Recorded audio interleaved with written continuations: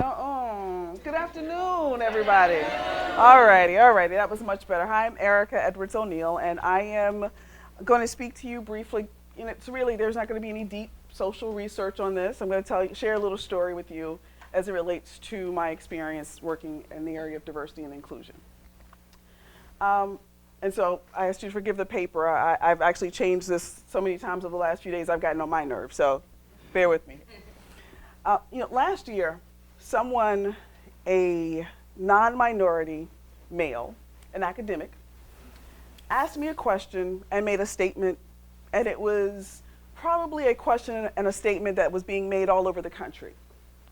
He said, these campus protests by diverse students, by minority students, it seemed to come out of nowhere. Things were so quiet. Do you think maybe they're just kind of getting caught up in a movement? Do you think that they're just too sensitive, right? I remember a time when you could say something to somebody without being concerned about offending them, right? I don't remember that time. Things seemed really quiet to me.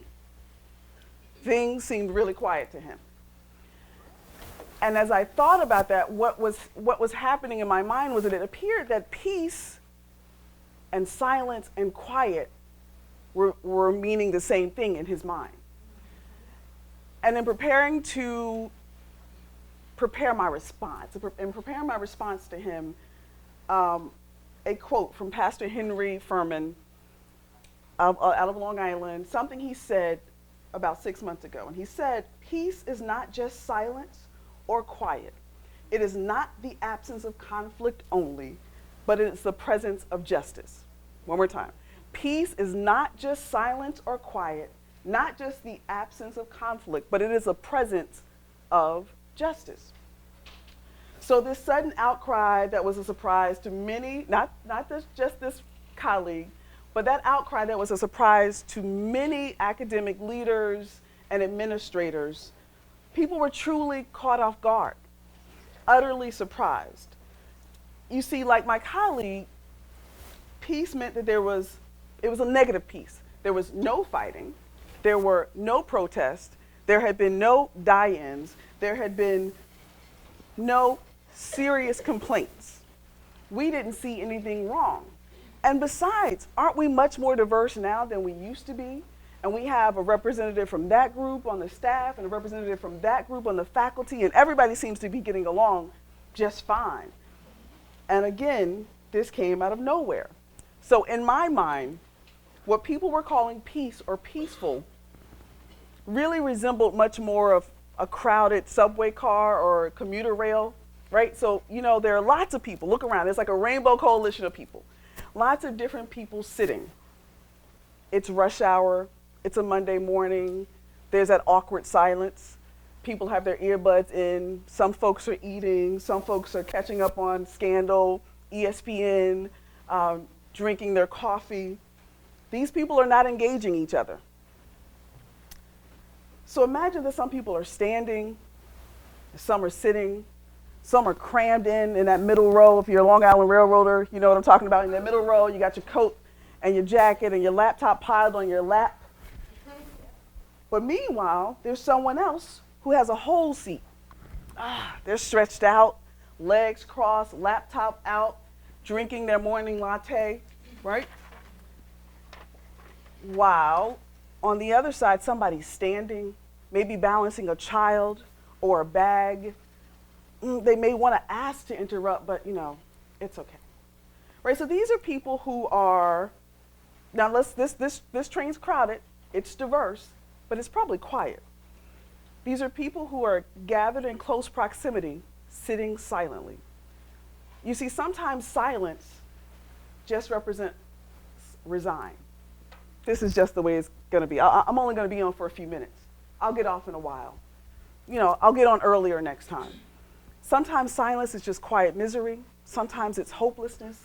Sometimes it's resignation. Sometimes it's frustration. When people stop talking think that they don't have a voice or that their voice doesn't matter, you have a problem.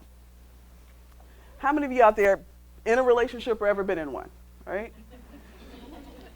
Let's say you're having, we're not even going to call it an argument, you're having a heated intellectual debate with your significant other. Right? And one of you says, no, I'm fine. No, you're right. You know what, you're right.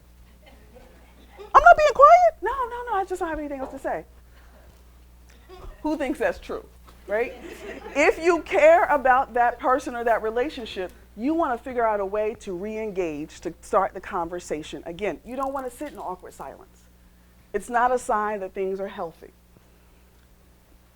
Silence can be mistaken as an indication of well-being, and that is so often not the case. So in crafting my response to this came out of nowhere, I thought everything was okay. It was just quiet. Maybe they're too fragile. Maybe they're too sensitive. I didn't hear anything. My response went a little like this. Just because everything is going well for you, is peaceful for you, doesn't mean all is well for all. Sometimes privilege can allow you to operate in ignorance, to ignore things that others might be struggling with. It can cloud your seeing and block your hearing, because I bet there's some noise happening that you just are not hearing. There's some things, some signs that you're not witnessing, but we're all guilty of it. And so quite often when I say privilege, people automatically think one privilege, we think white privilege. But let me show you how privilege affects us day to day. And sometimes we're quiet without even realizing it. You see, when I walk into a building, I don't wonder if the door swings out or in, if the doors are wide enough, if there's an elevator, an escalator, or a ramp, because I have ability privilege. And so if a group that has been systematically advocating for greater accessibility in a building says, we've been asking and asking and asking and you haven't said anything, it would seem insane for me to go, I don't have a problem with that building, because why should I? Right? It doesn't affect me in the same way. And you see other forms of privilege. When I apply for jobs in this country, my legal right to work here is probably not going to be questioned. And I can probably travel freely to almost any country because I have nationality privilege. And if I can assume that I will not work or go to school on my religious holidays, or that I can hear music on the radio, watch specials on TV that celebrate the holidays of my religion, or that my religious views are reflected by a majority of political candidates, I probably have religious privilege. If I've never been homeless, can reasonably be sure that my family's not going to skip a meal because we can't afford to eat, and I've had a vacation outside of this country over the last 3 or 4 years, I probably have some form of class privilege. And if I can look at mainstream media and find people of my race represented fairly and in wide-ranging roles, and schools in my community teach about my race and heritage and present it in a positive light all year long and not just for a month or 2 weeks, and I'm not typically asked to speak for all the people in my racial group, then I probably have race privilege. I don't. Just FYI, in case anybody's wondering that. So here's the deal. Privilege comes with responsibility. There's a responsibility to look further, to delve deeper, and to not remain silent, but more importantly, to question the silence that you might be witnessing. To be a part of creating a safe space for dialogue, to assist in moving that silence to conversations. There's not going to be a one-hit workshop, a one-day seminar. There has to be many, many conversations with lots of different people.